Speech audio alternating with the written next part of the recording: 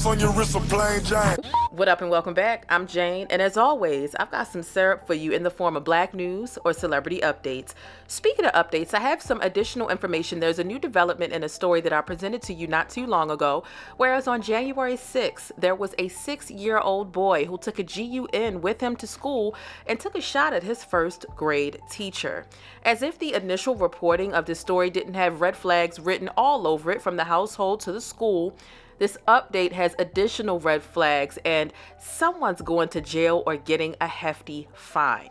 I want to get into this update. Now, what I do want to tell you is, and this is something I covered in the initial breakdown. If you didn't see my initial breakdown, it is linked down below in the description box. I'll also pin it to the top of the comments as well. The wounded teacher was wounded in her hand as well as her chest. She has since resigned and she has representation and an attorney. Now, the 6-year-old boy, his parents also have an attorney along with the school as well. This situation is going to get really ugly because as this investigation continues and unravels, they're going to figure out where the negligence lies, whether it's on the school, the parents, or the household, or both.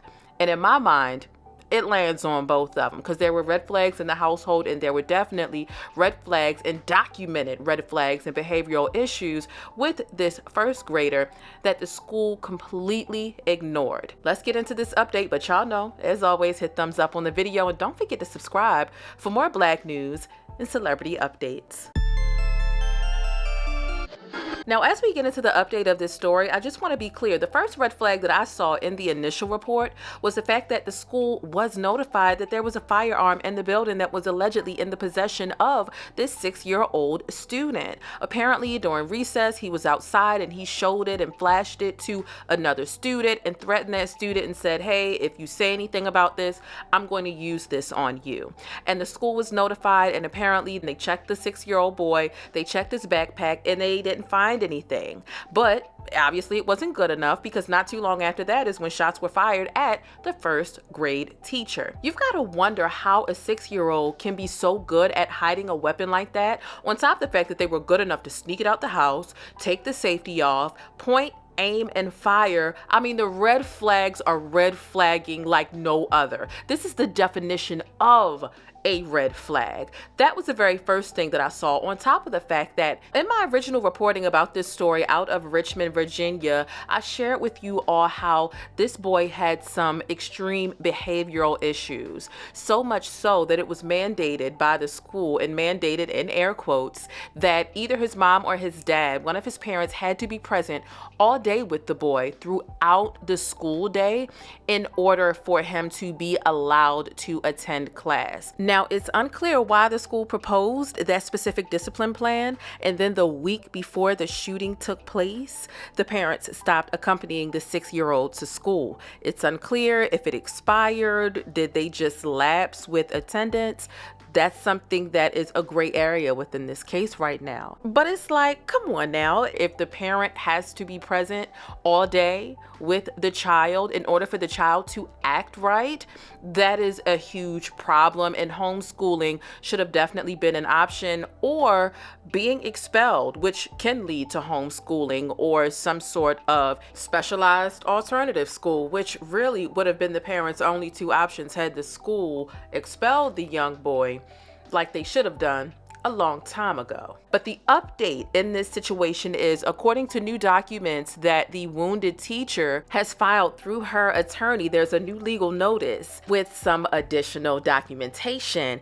And what they're saying is this 6-year-old boy constantly cursed at staff and teachers, chased students around and tried to whip them with his belt, and once choked another teacher until she, quote unquote, couldn't breathe. And again, this is according to a legal notice filed by the attorney for the wounded teacher. And this is something that the AP, the Associated Press, this documentation has been attained by them. The Associated Press has an impeccable reputation for being credible and thorough in what they report. Now, 2 days before the shooting, the boy allegedly slammed the wounded teacher's cell phone and broke it, according to this legal documentation.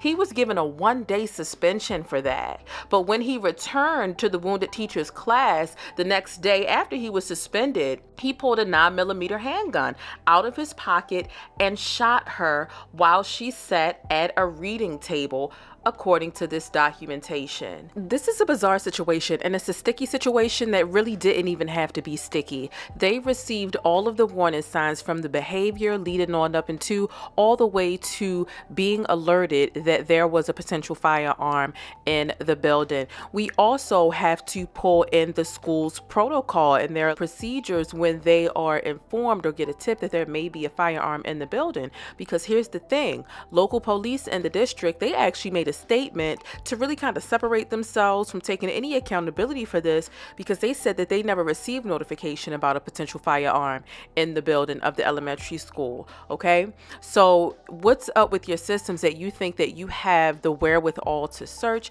and clear a weapon when obviously it wasn't good enough? You got a tip that there might have been a weapon in your building.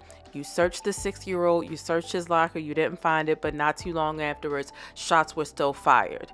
Okay, so this is extremely weird. Again, the school's negligent. I do feel like the household is negligent. How was he able to bring that out of the house? How was he able to get the safety off, shoot and pull? What are his influences? What is he watching? This is bizarre. But you know what? Sound off down below in the comments for me, stickies. Who do you think is at fault? Do you think it's the parents? Do you think it's the school? Do you think it's both of them? And should somebody serve time? Don't forget to hit thumbs up on this video, and you definitely want to make sure you subscribe for more syrup in the form of Black news and celebrity updates. I'm your girl Jane, and I'm gonna catch you in the next video. Deuces. The plainest Jane. This is one of my favorite comments here. She says, I loves me some black, and she said loves me some black news. She says, is it just me, or does anyone else get tired of seeing people that don't look like them delivering info about them day in and day out?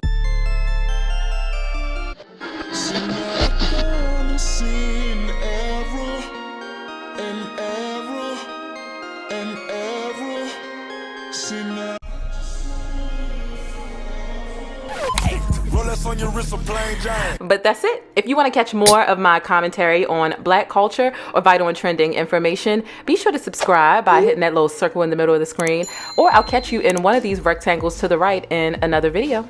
I'll see you there.